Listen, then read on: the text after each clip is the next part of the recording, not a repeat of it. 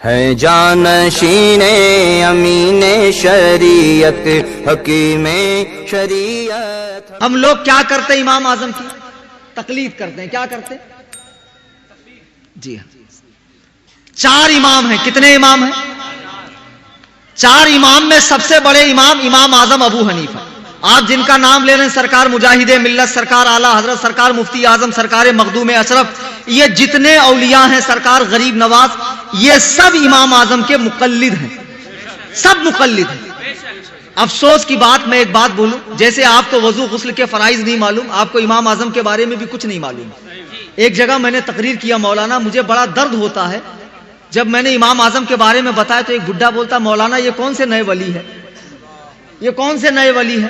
میں نے کہا بابو یہ نئے ولی نہیں، یہ بہت بڑے امام ہے. بولے میں نے کبھی اعلیٰ حضرت غوث پاک اور غریب نواز کے سوا ان کا نام سنا ہی نہیں میں نے کبھی. امام اعظم وہ ہیں جن کی ہم تقلید کرتے ہیں، جس بنا پر ہم حنفی ہیں. حنفی سمجھے کیا ہیں ہم لوگ؟ حنفی. ہم لوگ پہلے محمدی، پھر سنی، پھر حنفی، پھر بریلوی. حنفی ہیں حنفی. امام اعظم ابو حنیفہ ہجری 80 میں پیدا ہوئے، 70 صحابہ کی زیارت کی، قرآن حدیث سے 12,93,000 مسئلے نکالے.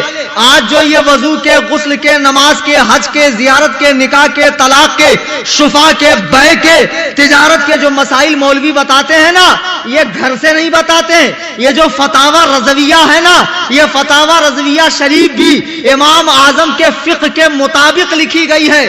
امام اعظم ابو حنیفہ اس امت کے پہلے شخص ہے، اللہ دین بھیجنے والا، نبی دین لانے والے، صحابہ دین پھیلانے والے.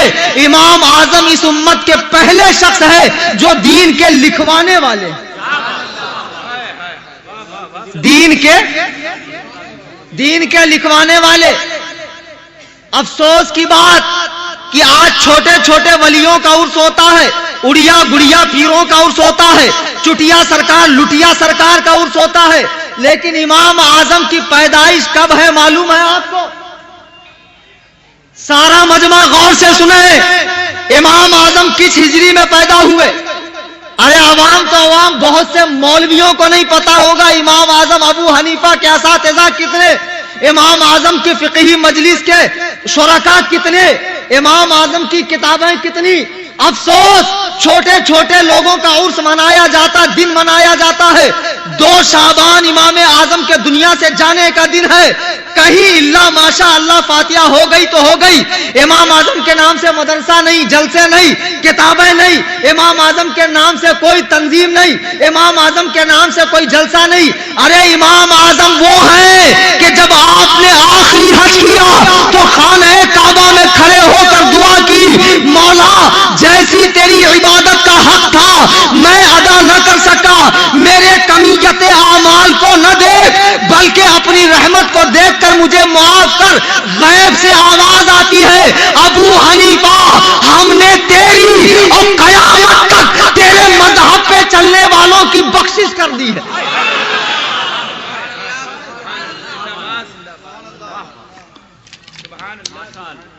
ہم لوگ حنفی ہیں نا، امام اعظم کے مذہب پر چلتے ہیں. ندا آئی کہ ہم نے تیری اور قیامت تک تیرے مذہب پہ چلنے والوں کی مغفرت کر دی. سنو، ہندوستان میں غریب نواز سے پہلے ایک بزرگ آئے، حضرت داتا گنج بخش علی ہجویری رحمہ اللہ. ان کی قبر پہ غریب نواز نے 40 دن چلا کیا.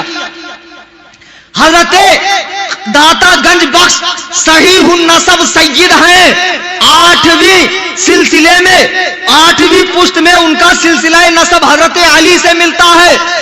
وہ فرماتے ہیں اپنی کتاب کشف المحجوب میں کہ میں دمشق میں حضرت بلال کی قبر کے سرہانے سو رہا تھا کہ میری قسمت جاگی.